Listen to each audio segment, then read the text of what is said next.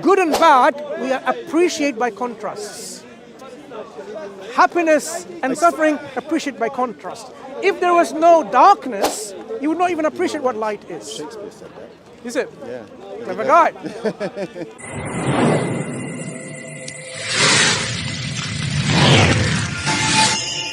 Alex, the creator doesn't want us to act like them, act like, really irrational people. Buddy, they're all agents of the creator, right?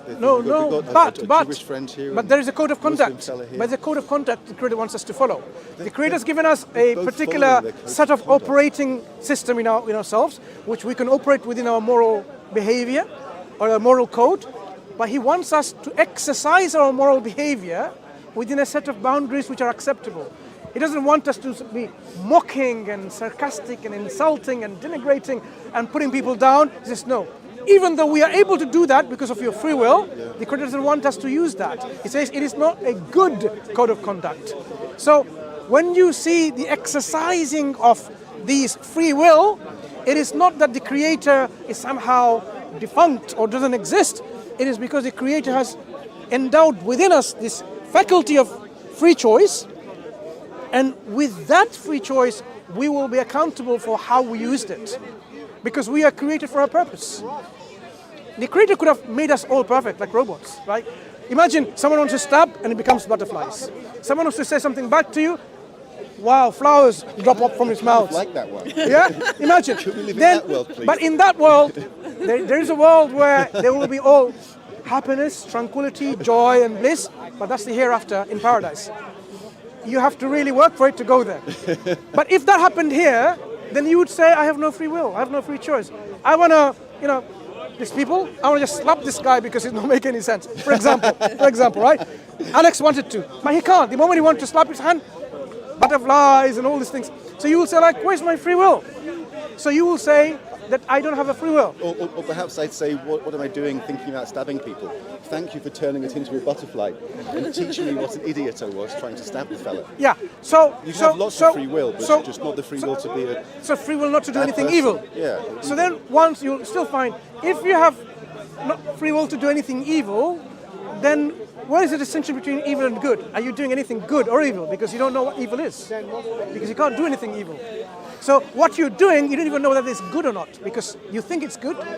Good and bad, we appreciate by contrasts. Happiness and suffering, appreciate by contrast.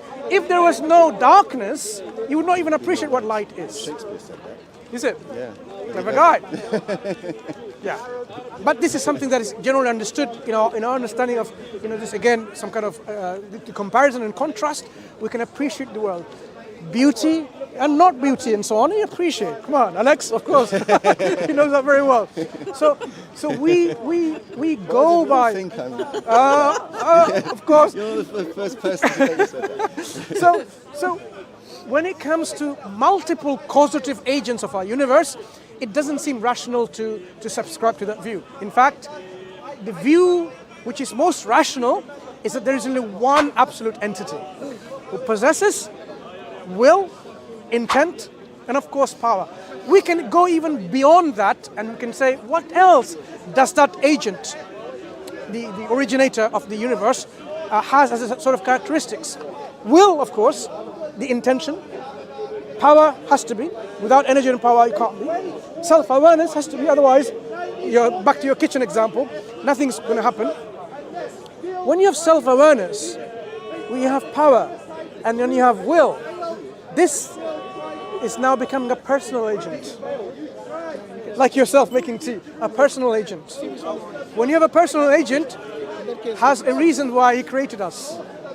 So we are talking about a personal agent who has certain understanding of things. So we say our speculation may give us an understanding of our originator of the universe, but the only infallible way that we can be certain about why we're here, what are we doing, is by when the independent, absolute agent, creator, tells us, then we've been certain. Otherwise, I can say like happiness is the purpose of life, or having a cigar, or having friends.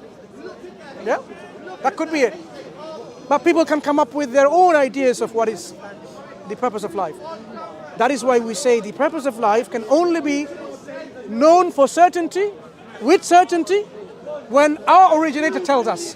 When the infinite, independent, absolute tells the finite, limited, independent, then we can be certain. That makes sense, doesn't it? And this is how we say the absolute creator has sent us guidance throughout times as prophets and messengers, warn us to tell people how should they live their life, how should they have the relationship between them and their creator and their fellow created human beings or other things. The environment, for example, are you going to just cut the tree just because you want to like it, or you're going to be responsible for a bad action you're doing?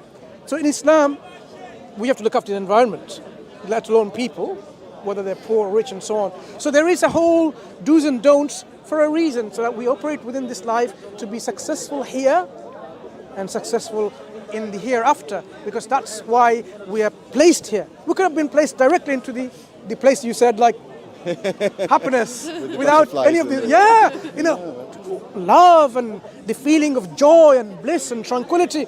But that is something that we need to make sure that with a free will agent like ourselves, that we deserve to go to there, rather than deserve to go to a place of where we will be punished for our disobedience or our what's called arrogance and stubbornness in terms of rejecting the truth.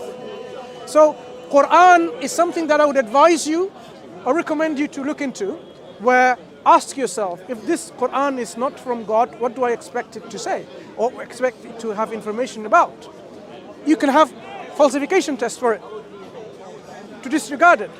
I mean, am I going to believe Harry Potter is the book of God? I'm not.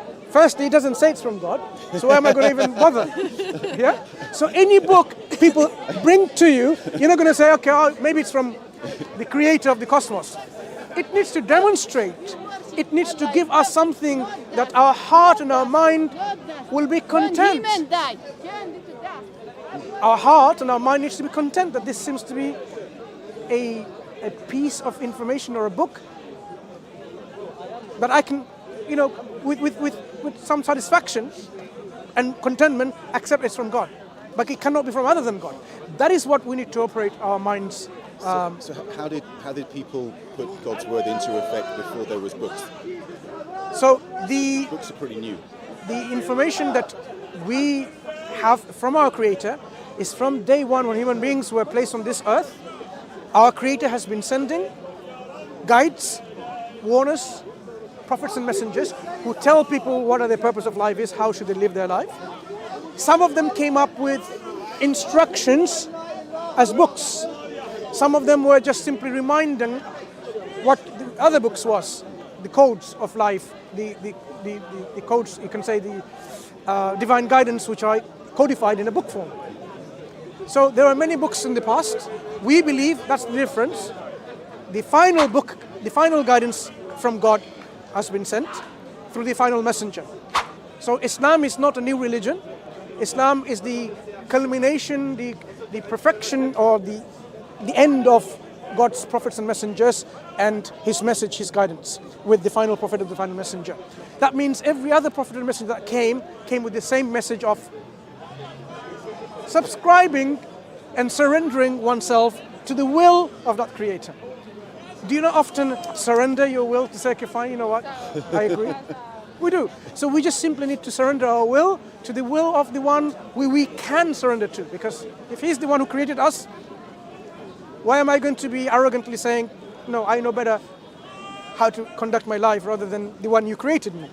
Yeah? The one who the one who manufactures a piece of, something like a camera or a phone, whatever that might be, right, are in a better position to tell you how to operate it, how it will function best.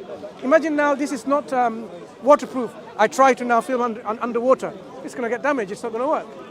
Human beings, we need similarly how to operate how to operate our life in this mess that you have seen earlier on. Right. Really, seriously. Right. Because people need to know how best to conduct our lives. Because sometimes with our own speculation, with our own gut feelings, with our own, wishy-washy thinking, we can really be seriously in error and jeopardize the whole of human race, let alone whole of the earth.